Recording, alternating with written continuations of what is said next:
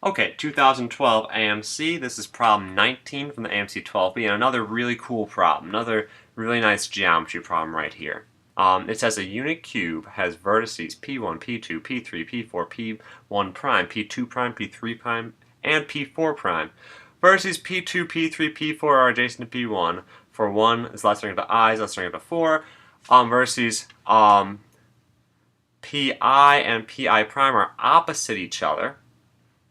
A regular octahedron has one vertex in each of the line segments P1, P2, P1, P3, P1, P4, P1 prime, P2 prime, P1 prime, P3 prime, and P1 prime, P4 prime. Okay. What is the octahedron's side length? Okay. So it's a regular octahedron, and we know an octahedron has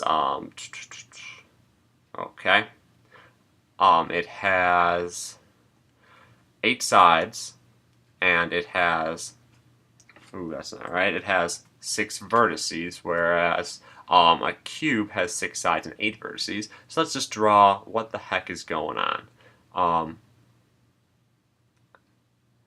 So we'll draw a cube.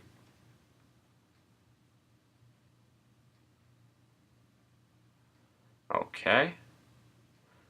And I'll give it the back because we have to really see what's happening. Alright, and P1 and P2, P3, P4 are adjacent to P1. And it actually doesn't matter the orientation because it'll just be either a rotation or a mirror image, so it doesn't actually matter at all as long as they are the 3 that are right next to P1.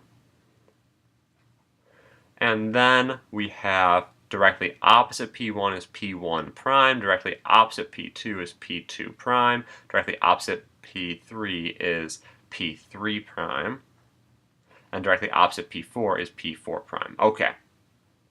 Now, here we go. Octahedron time. So, our regular octahedron has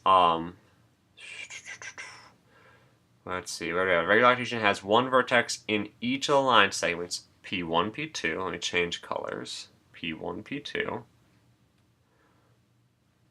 Okay. P1, P3. P1, P4.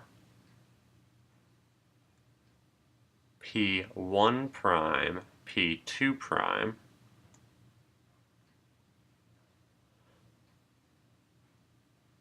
P1 prime, P3 prime, and P1 prime, P4 prime. Okay, so what is the octahedron's side length? This is a little bit tricky. I haven't actually solved this one before, so you'll bear with me while I'm doing this, but here's what I'm going to do. So let's just set some distance D measuring this to here, okay?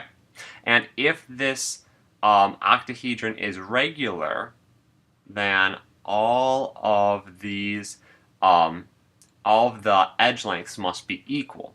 So that means right here, this right here, this measure right here, must be equal. And I drew it really bad. I drew them at like midpoints. They're not midpoints, so we gotta get over that. I shouldn't have done that in the first place.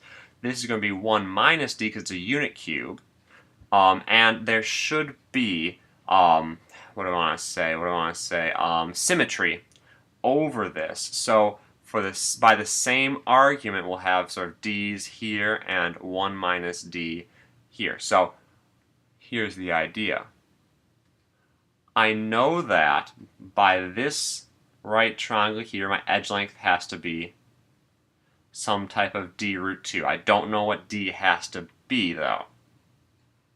And then the second thing is I have a 3-dimensional distance, and we should know that 3-dimensional distances are the square root of the change in x, change in y, and change in z. And this is, it's 1 minus d in this direction. I hope I said that right. Square root of this plus that, okay? 1 in this direction, and then another 1 minus d in this direction. So I know that this has to equal the square root of, and I'll write it all out because I haven't done it yet, 1 minus d squared plus 1 squared, I wonder what that is, plus 1 minus d squared. I'm going to work this out as quickly as I can. So we will get 1 minus d squared is 1 minus 2d minus d squared.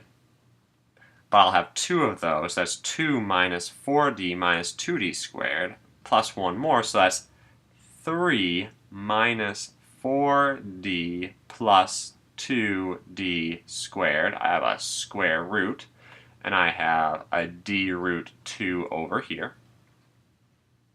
I'm going to now square both sides to solve this equation, so let me bring this up here and get myself some more space to work on it.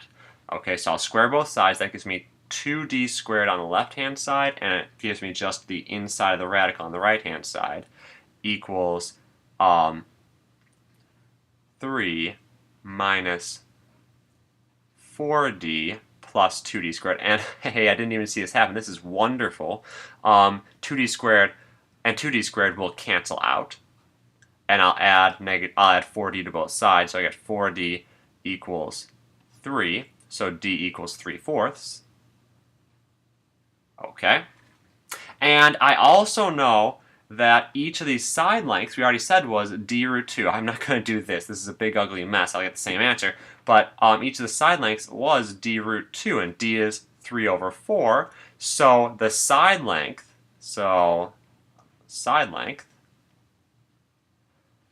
will be d root 2, which is equal to 3 root 2 over 4, which is answer choice A.